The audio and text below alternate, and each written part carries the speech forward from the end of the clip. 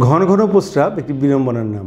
আর ঘন ঘন প্রস্রাবের রোগী আমরা ইউরোলজিস্ট হিসেবে প্রতিনিয়তই পাচ্ছি।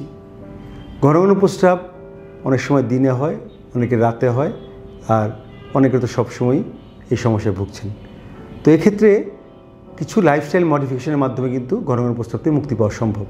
যেমন হচ্ছে তরল বা পানীয়র পরিমাণ কমিয়ে দেওয়া। 1.5 থেকে 2 লিটার পানি একজন পূর্ণবয়স্ক স্বাভাবিক ওজনের মানুষের জন্য যথেষ্ট, যদি সে ঠান্ডা পরিবেশে সেডেন্টারি কাজ করে। আর কেউ যদি গরমে বা ফিজিক্যাল অ্যাক্টিভিটি বেশি করে, সেক্ষেত্রে 2.5 থেকে 3 লিটার মতো পানি পান করতে পারে। তবে হ্যাঁ, যাদের পাথর তৈরি হয় তাদের ক্ষেত্রে পানি একটু বেশি করতে হবে। আঁশযুক্ত খাবার খাওয়া এবং কোষ্ঠকাঠিন্য ত্যাগ করা, দূরে রাখা, এটাও কিন্তু একটা গুরুত্বপূর্ণ ব্যাপার। ডাবল ভয়েডিং, অর্থাৎ একবার প্রস্রাব করার পরে আবার সময় নিয়ে ব্লাডার খালি করে আসা। এবং টাইম ভয়েডিং, অর্থাৎ একবার প্রস্রাব করার পরে আমি 2 ঘন্টার মধ্যে আর প্রস্রাব করতে যাব না, সে বিষয়ে আমি একটা মনে মনে প্রতিজ্ঞা করব এবং এই সময়টা আস্তে আস্তে বাড়াবো। যেমন প্রথমে কেউ যদি আধা ঘন্টা পর প্রস্রাব করে, না আমি 1 ঘন্টা পরে যাব, 1 ঘন্টা হলে আবার 2 ঘন্টা পর বা 2.5 ঘন্টা পর প্রস্রাব করাটা স্বাভাবিক। এবং কিছু এক্সারসাইজ আছে, যেমন কিগেলস পেলভিক ফ্লোর এক্সারসাইজ। দেখা যায় বেশিরভাগ ক্ষেত্রে যারা স্থূলকায় এবং যাদের ফিজিক্যাল অ্যাক্টিভিটি কম করেন তাদের কিন্তু এই সমস্যা বেশি হয়। কাজেই কিগেলস পেলভিক ফ্লোর এক্সারসাইজ করলে আমাদের যে শ্রোণীচক্রের যে মাংসপেশিগুলো সেগুলো শক্তিশালী হয় এবং এই ঘন ঘন প্রস্রাবের হাত থেকে কিন্তু মুক্তি পায়। এর সাথে সাথে তখন আমরা কিছু পরীক্ষা নিরীক্ষা করে দেখি যে তার আর আসলে কোনো প্রস্রাব জমে থাকে কিনা।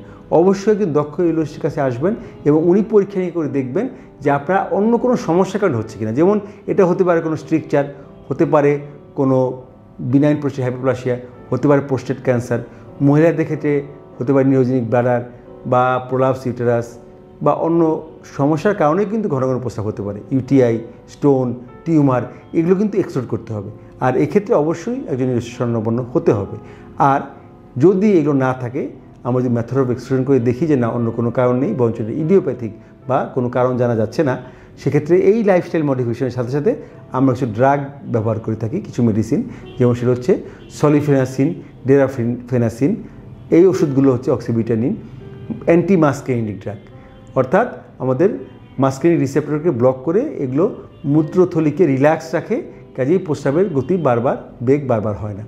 আর হচ্ছে বিটা-3 অ্যাগনিস্ট, যেটা মেরাবেগড্রন জাতীয় ওষুধ, সেগুলো কিন্তু ভালো ফল দেয়। এগুলো ফলো করলে এবং লাইফস্টাইল মডিফিকেশন করলেই কিন্তু শতকরা 90% রোগী ভালো থাকে।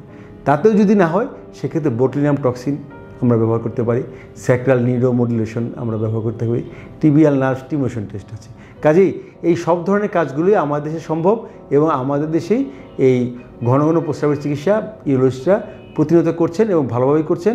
কাজেই কিন্তু না জেনে দোকান থেকে একটা ওষুধ খাওয়া বা কোনো ফার্মেসির পরামর্শ নেওয়া বা কোনো হোমিওপ্যাথিক ওষুধ খাওয়া, এর মাধ্যমে কিন্তু কিডনি বিকল হয়ে যেতে পারে।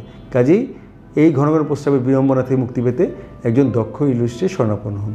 আপনাদের স্বাস্থ্য বিষয়ে সচেতন করার জন্যই আমাদের এই আয়োজন। তাই প্রতিনিয়ত স্বাস্থ্য বিষয়ে বিভিন্ন টিপস পেতে আমাদের চ্যানেলটি সাবস্ক্রাইব করুন এবং বেশি বেশি লাইক ও শেয়ারের মাধ্যমে সবাইকে আমাদের সঙ্গে সংযুক্ত হবার সুযোগ করে দিন।